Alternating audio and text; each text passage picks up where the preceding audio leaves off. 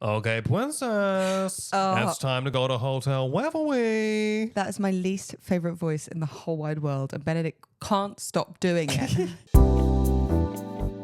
Hello and welcome back to Talk of Black Mirror, a mini-series from Talk of the Townsends where we talk about the latest season of Black Mirror. I'm Benedict Townsend. And I'm Hannah Townsend. And we are now talking about episode 3, Hotel Reverie. Yes, we are. That's pitch perfect French. Perfect. Top line, what did you think of this episode? I really enjoyed it. And I know that we usually watch things and we actually don't discuss after how we feel. So Bête Noire was a surprise to me when you said you also didn't enjoy it. But this one, I know that we both enjoyed. We both enjoyed it. And you know who else didn't enjoy Bête Noire?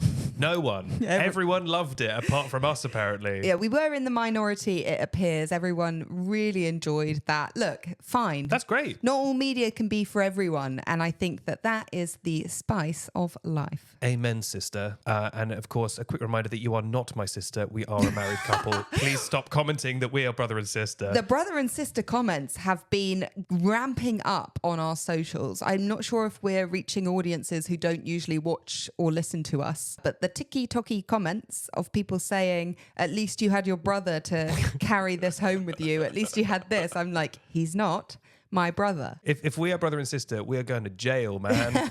My brother. My brother. You take your paws off my brother. We should do that trend just to mess with people. But look, here's the thing. We both like Bête Noire a bit. You know, quite a lot. I like Black Mirror. It wasn't our favourite episode. I am quite fascinated by how much other people loved it. Again, there's no right or wrong here. You're allowed to love things. I don't think anyone's wrong for liking it. But I am fascinated by how much everyone else in the world seems to have loved it, whereas we thought it was kind of fine. That's just interesting to me. Yeah, for sure. Because we're correct, obviously. Yeah, and things I didn't like about it, other people really enjoyed. So, hey. Amen. Good for you. Wasn't for me. That's why it's called Black Mirror, because everyone sees a different reflection in it, famously. And the mirror is haunted. All right, let's jump into the episode. Can I ask a question about Hotel Reverie? Of course. So when Issa Rae is put into the film, yes, is Emma Corrin seeing her as her or as her husband? I think they said that they see her as her, but they just accept that. I love that. Yeah, it's fun, isn't it? So she's not seeing her as like an old white man. She's just seeing her as she is. But because it's all AI, they just accept that. There's no questions. Yeah, because she calls out like, oh, I'm like a black woman in this time in a tux. Are they going to react to me weirdly? And they're like, nah. It kind of reminds me of Schitt's Creek, where the whole plot of him being gay wasn't really an issue. Like, you know, we see in media a lot that the storylines of like the struggle, and that is completely valid and something that, you know, a lot of people do go through. But I just like that it wasn't questioned. Yeah, the fact that they're able to have a gay romance, but that's never like actually what it's about. That's never really questioned or interrogated. Like that's just accepted in a nice way. Yeah, and people in that world aren't reacting to them weirdly or anything. Yeah. That their love is just allowed to play out. It's really nice. Because in some worlds, that could be the whole point of the plot, right? I think in a lesser script, yes, that would be a thing, you know, especially because it's like set in the past. There's scope for like, oh no, the AI has become racist, the AI has become homophobic or whatever, but that's just like, that's a more boring version of this story. It's a much more elemental story about love and personhood and whatever. And falling in love with someone for who they are. Like these two people have a genuine connection, and it's just so nice to see that play out. Definitely. And they have incredible chemistry. Incredible chemistry. So let's jump back to the very beginning. You've got this movie studio that's struggling. You've got Awkwafina, who I've mostly seen in comedy roles.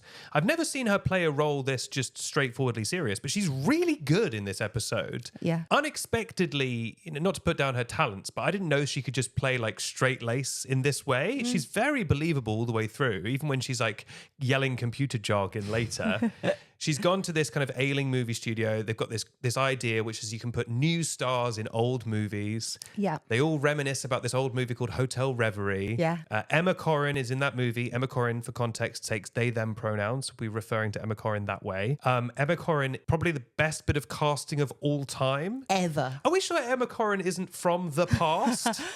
Yeah, they did just such a wonderful job. Also captivating to look at. Absolute, like, star power from Emma Corrin, like a face you cannot look away from, energy and vibes, and but like a true like old school Hollywood kind of vibe. Yeah, old school Hollywood look that was just perfect for this role. And I also like, not to jump ahead, but I like how Issa Rae was playing it very modern. Yeah. Just being like a normal modern person, doing a good job of both acting the actual character she was playing and then her character playing a character.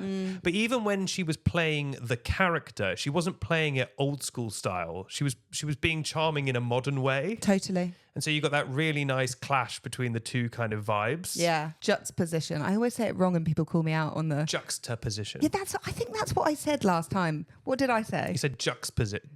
You missed the t. No, I didn't. Juxtaposition. There you go. That's the one. That's what I said last time and everyone was like, she doesn't know. Sometimes I hear words and I just think I'll just throw them out. I know what they mean. That's very chlorophyll of you.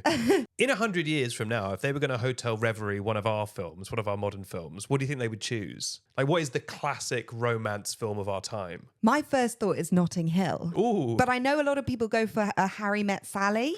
Yeah, Harry Met Sally be up there. Well, like Timothy Chalamet Jr. But is that too comedy? Yeah, it's hard these days. Like, we don't really make straightforward, pure romance films anymore. Well, then La La Land is a good example. La La Land would be up there. There's a bit of comedy in that, but that's pretty... Past Lives, although that's kind of a tragedy of a... Yes, that's true. We Live in Time? We Live in Time, yeah. Although that's more of a crying film. Yeah, but then there's quite a lot of comedy scenes in that. I mean, there's probably some humour in Hotel Reverie.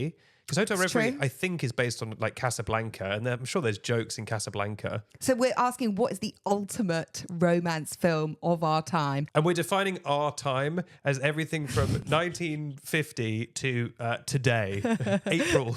Yeah, I'm going to go maybe Notting Hill. What are you going for? I mean, you could do like Decision to Leave, that South Korean film. Yes. That's a great film. I'm trying to think of like really romantic films. Yeah, purely romance. You want, I guess, like a hopeful, amazing story with a bit of drama. What's that one with Sydney Sweeney and Glenn Powell? No, absolutely not. Anyone but you. Wedding Crashers. I think Wedding Crashers is probably like unwatchable now. Do you think? Maybe it will hold up. I don't know. I feel like it was kind of a bit of a weird film at the time. Yeah, maybe. But yeah, let's jump back into the story. Basically, this actress, Brandy Friday.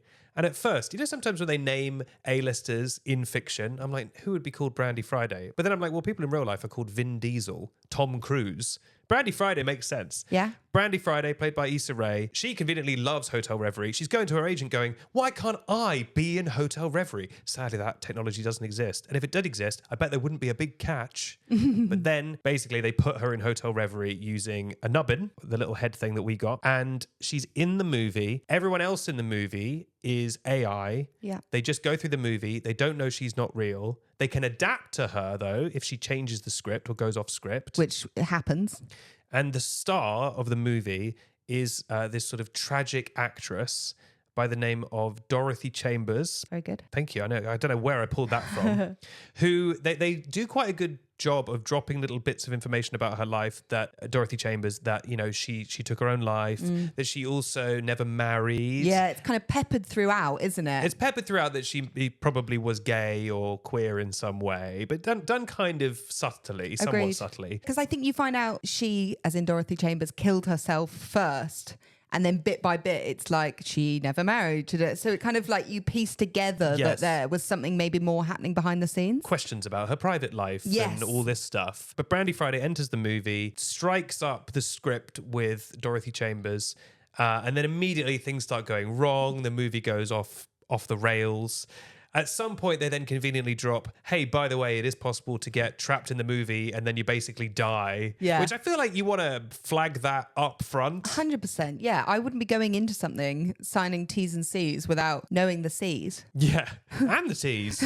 I want to give a shout out to just the incredible production work on this episode.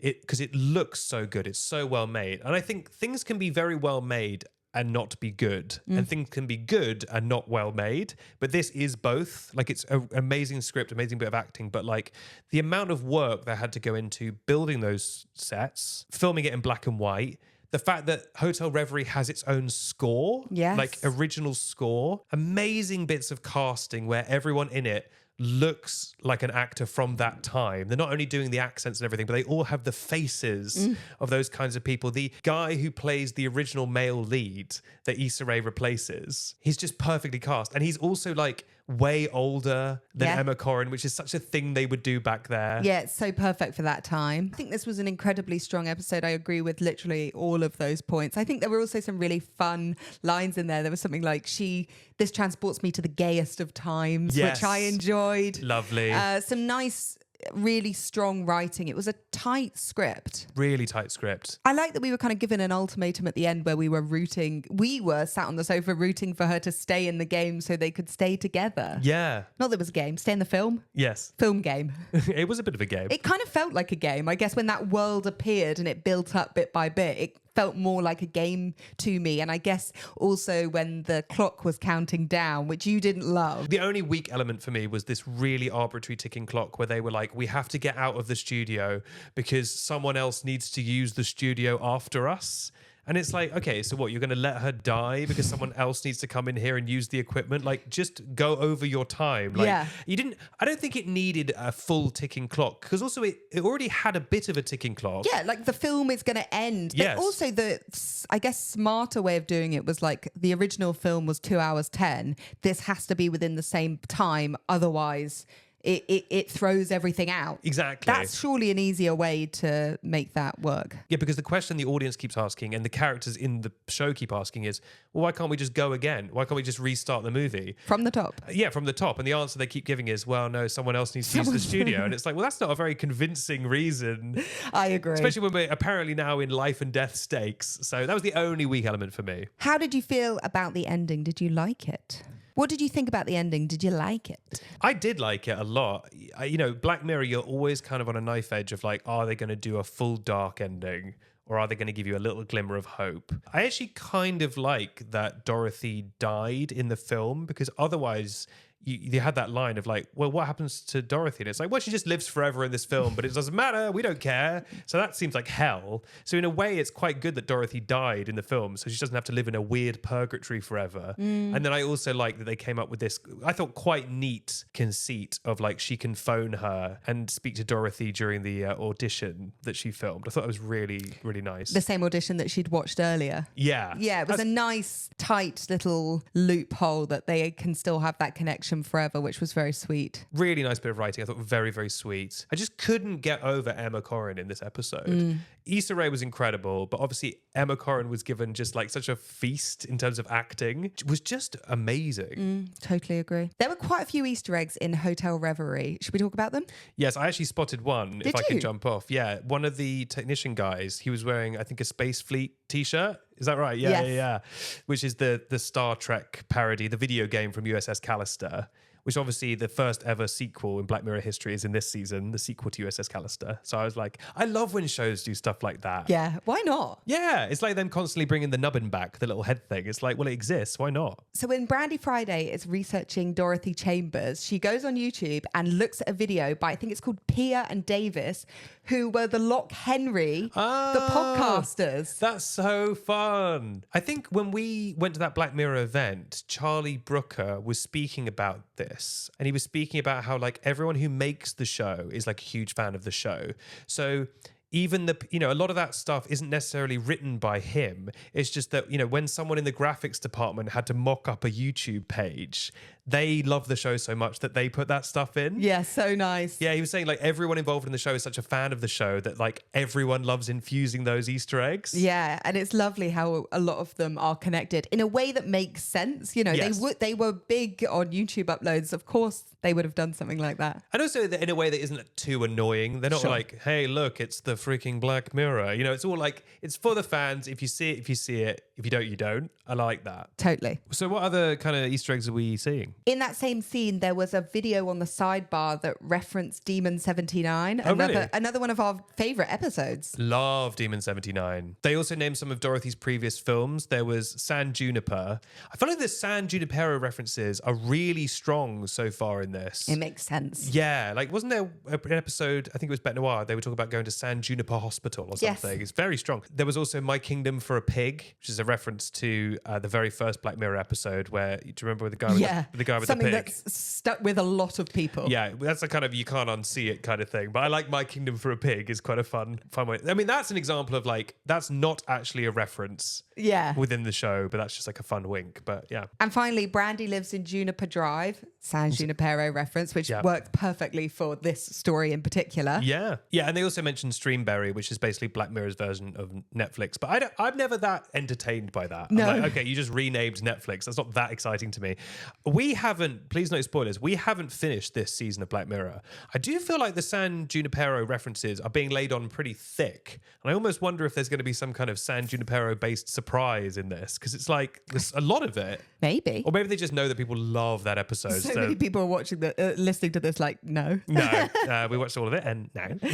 No. And there we have it. There's our deep dive. It was such a good contained story, this one. It's like a mini movie, isn't it? Absolutely. I really, really loved this episode. I think other people did love it. This was one that we kept hearing buzz about. Yeah, it had such a good pace as well. I feel like the story kept chugging along in a really delightful way. Yes, everyone was brilliant. The acting was so good. It was well directed. You know, making a movie within a show. All of it was just really impressive. We've watched 3 episodes so far. Shall we rank them? Yes, this is exciting because I think it's going to be close. I agree. So our least favourite, I'm going to speak for both of us, is Okay. Bête Noire. Yeah, I think we both have that 3 currently. My favourite would be Hotel Reverie.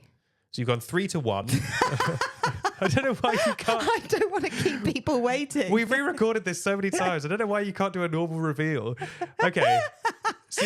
And then common people would be 2. I keep doing that where I say 3 and then I suddenly say 1 and there's no, sorry. I get the impulse, but it's a unique way of doing it. Would you be the same or would you put common people as first? I'm putting, this is for goodness tough. sake. We actually haven't recorded this part. We've never got to Benedict. I never got to so me. I don't know what its number 1 is. I'm putting common people at 2. Oh, okay. Hotel Reverie at 1. I'm doing the same as you. So I'm doing Hotel Reverie, then Common People, then Bête Noire. Now, we have actually both watched the USS Callister episode. Yeah. But we haven't yet reviewed it on the pod. Yeah. So that's not yet in the ranking system. Okay. But we both agree, Reverie, People, Bet. Yeah, we've said it about 8 times now. They're like, we know. Just to recap. Okay, well, thank you so much for listening. We'll be back soon.